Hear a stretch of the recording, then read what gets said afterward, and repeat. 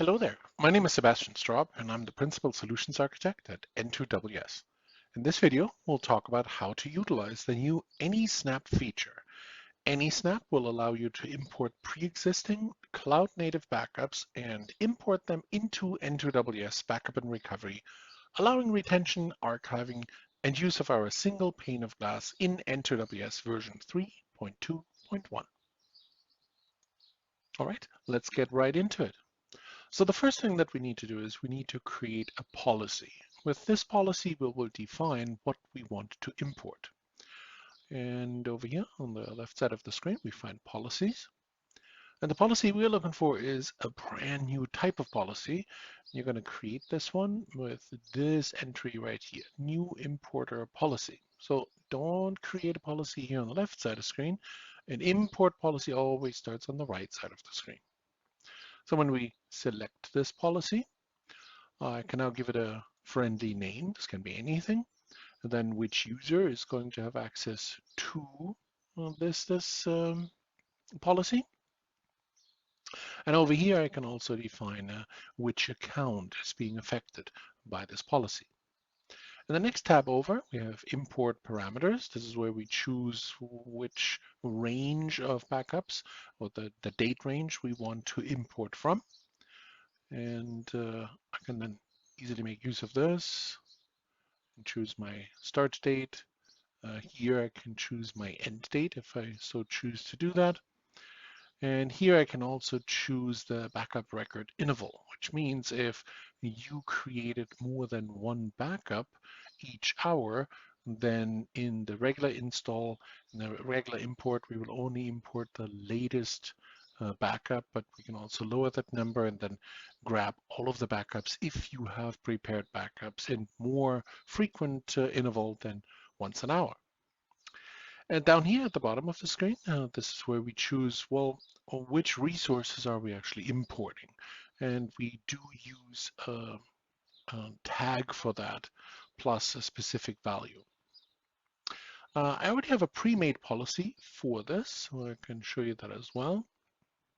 It's right here, my demo. If I click on Edit, that's the user, that's the account. Now that's grayed out. You can't make changes to that after the fact. Then import parameters. I can choose, well, what's the first day and the last day of where you want me to import these snapshots into N2WS Backup and Recovery. And then here at the bottom of the screen, you probably remember we just talked about it. This is where we're going to choose, well, what resources are we actually going to collect during that backup. A name can be prefixed, which means that you could create some crazy configurations such as a department underscore HR. Well, we're gonna grab every single tag that just simply starts with department. And the same thing also goes for the value.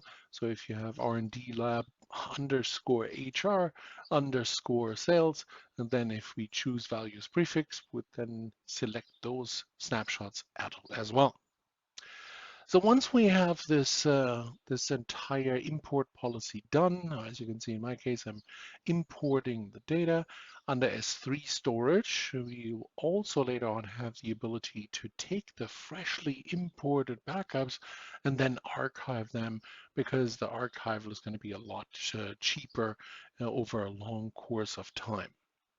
The way this works is exactly like previously our import archive worked.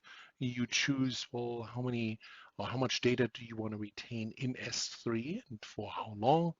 And then maybe eventually you want to move that data into Glacier. That's an option as well. And then here at the bottom of the screen, you choose the target repository.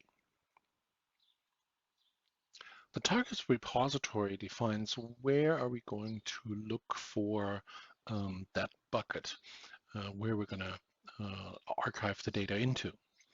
A little bit further down at the bottom here, S3 storage class. We also have the option to use different storage classes for the long-term retention. So I have the option to go infrequent access or intelligent tiering. Intelligent tiering actually uses infrequent access. It's just less rigid with the access. And ultimately, if I wanted to, I also have the option then to not only import the resources into AWS, but then also import them into Glacier as well. All right, so now that we have this all set up, that's a policy that I already created a little bit earlier. You have two options. You can immediately run that import, or you can also create a dry run. A dry run is going to result in a report that allows you then to see what we're going to import. So we're going to do that now. So I'm going to generate this, and that just usually takes a moment, and we're then going to download that report automatically. All right, so the download is done. I'm going to select this, I'm going to bring this up on the screen, and through the miracle of video editing, we also have that report on screen now. So here you can see the account, the region, which particular volume is being backed up, and which snapshot is available for that volume. And over here, you can also see the start time if those key performance indicators are important to you. And you also have the option to see what's the overall size of that volume. So if this all looks good, and I'm like, yes, this is the data that I want to import, then we can also go ahead and actually run this policy now. So if I do that, start the import process, I'm going to click on Start Import, and now this is going to take a moment. It actually generates that cut over. Another thing you're going to see during the process is over here, this icon will change slightly, and it will turn from hasn't been run yet to scanning resources. And if I go then and refresh that screen, oh, there we go. Now we're currently in the import process. And as you can see, if you follow this process using this icon, if I just hover over it, you can see that I can see the status update on here. So just keep an eye on this. This icon is going to change into that nice green bucket symbol in a moment, and then we can continue. All right, once again, through the magic of video editing, time has passed now, and now as you can see, all of my backups are stored in S3. The first thing that you probably want to do at that point is just make sure that it captured all of the backups that you needed. You can check that up here with Show Imported Backups. If I select this, it's going to give me a quick overview over the different backups that we imported. Those are regular snapshots that were either performed natively or maybe perhaps through scripting. And now they're all part of the N2WS data lifecycle management. You're going to find this under the backup monitor. So in this case, we're filtering this by the demo policy. And here are my different backups. So what this means at this point is we imported the actual snapshots and the snapshot chain into N2WS for data lifecycle management. And we also stored a copy, an archive of those snapshots into S3. Now, the real cost savings are going to come into play if we now decide to get rid of the EBS snapshots.